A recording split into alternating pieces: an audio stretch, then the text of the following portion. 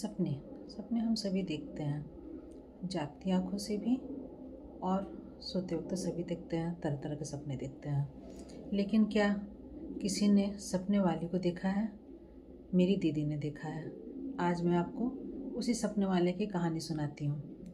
नमस्कार, मैं रेखा वर्मा अपने यूट्यूब चैनल अनोखी कहानी में आप सभी का स्वागत करती हूँ। बात काफ़ी पुरानी है। मेरी दीदी छोटी थी, काफ़ी छोटी थी। वो रोज़ सुबह उठ के माँ को कहती थी, माँ मैंने कल रात फिर सपने वाली को देखा।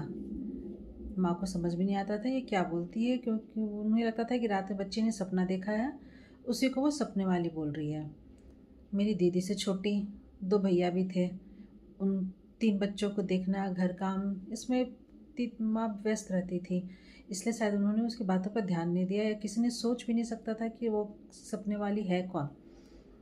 लेकिन क्या दीदी सपना देखती थी या सपने वाली को? दीदी सच में सपने वाली को ही देखती थी। वो बताती है कि रोज़ रात में कोई औरत आती है घर में। कौन थी? क्योंकि दीदी इतनी छोटी थी, इसीलिए ये आत्मा हो गई या ये कौन है, ये सब वो कुछ नहीं सोचती थी।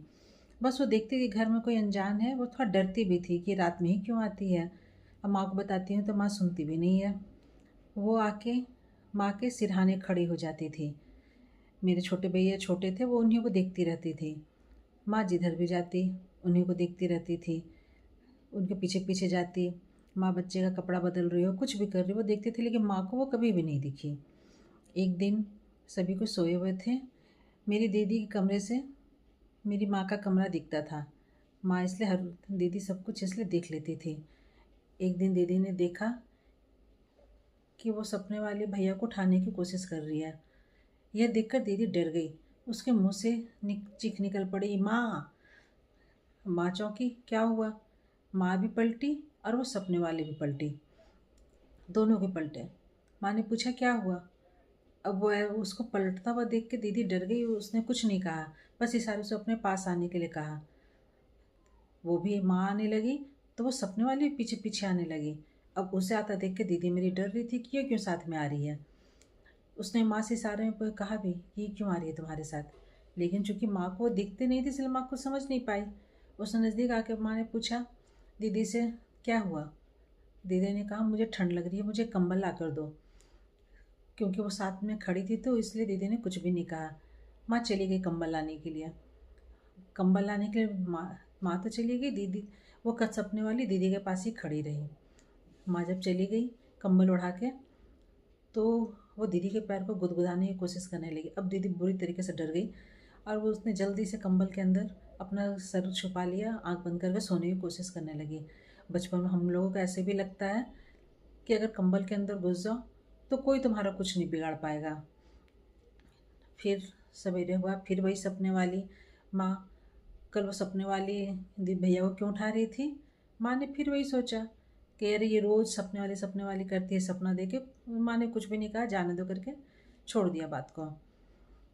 लेकिन फिर एक दिन इस रहस्य पर से पर्दा उठा। घर की घंटी बजी।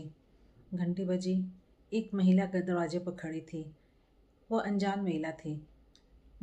उसने माँ से पूछा, क्या मैं अंदर आ सकती हूँ? माँ थोड़ा घबराई, क्योंकि वो बिल्कुल अनजान थी। उस समय लोग थोड़ा कम घबराते थे, नहीं घबराते तो थे ही। थोड़ा घबराते हुए माँ ने महिला को अंदर आने को कहा। महिला चुपचाप आई, अंदर आकर बैठ गई। उसने माँ से कहा, इसी घर में मेरी बेटी और दामाद रहते थे। मैं इधर से गुजर रही थी तो इस घर को देख के मैं आए बिना नहीं रह सकी। मेरी बेटी की यादें इससे जुड़ी हुई है। तब तक घर में कोई आया है ये देखने के लिए मेरी दीदी भागी हुई चली आई। तो वो देख रही थी कौन है। तब तक उस महिला ने एक तस्वीर निकाली और माँ की ओर दिखाते हुए कही, ये मेरी बेटी है, ये वो यहीं रहती थी। उस तस्वीर को देखते ही मेरी दीदी ने कहा, ये तो सपने वाली है। अब अब उस महिला ने चौंक कर उससे पूछा, तुमने इसे कहाँ देखा? बोली, ये रोज़ आती है, माँ के सिरहाने खड़ी रहती है, भैया को देखती रहती है। मैं माँ को रोज़ बोलती हूँ लेकिन माँ मानती ही नहीं है। अब वो महिला रो पड़ी। उसने रोते हुए बताया कि उसकी बेटी तो इस दुनिया से जा चुकी है। एक दुर्घटना में उसकी मृत्यु हो चुकी थी। मृत्यु के वक्त वह गर्भवती थी। उसने कहा कि एक दुर्घटना में मैंने अपनी बेटी और उसके होने वाले बच्चे दोनों को खो दिया। अब वो रो रही थी, सभी को चुप थे। सबकी समस्या रहस्य पर से पर्दा उठ गया था कि सपने वाली के रहस्य से। फिर उस महिला ने ही कहा, हाथ जोड़ते हुए आँख में आंसू लिए हुए अपनी बेटी से कहा, जिसे वो देख ही नहीं पा रही थी, उसे कोई नहीं देखा मेरी दीदी के सिवा। उसने कहा, बेटी, जो होना था वो हो चुका है और उसे बदला नहीं जा सकता है। तुम शांति से दूसरे लोक में प्रवेश कर जाओ, ये लोग भी शांति से रहेंगे। हालांकि उसने कभी किसी को भी नुकसान नहीं पहुंचाया था, लेकिन फिर भी उस महिला ने ऐसा कहा। क्या हुआ क्या नहीं हुआ, कुछ नहीं हुआ। लेकिन उस दिन के बाद से दीदी को भी वो सपने वाली कभी नहीं दिखाई दी। दीदी छोटी थी, धीरे धीरे उस घटना को से डरना भी बंद हो गया था। वो देखती थी अब आती है कि नहीं, लेकिन वो कभी आई नहीं।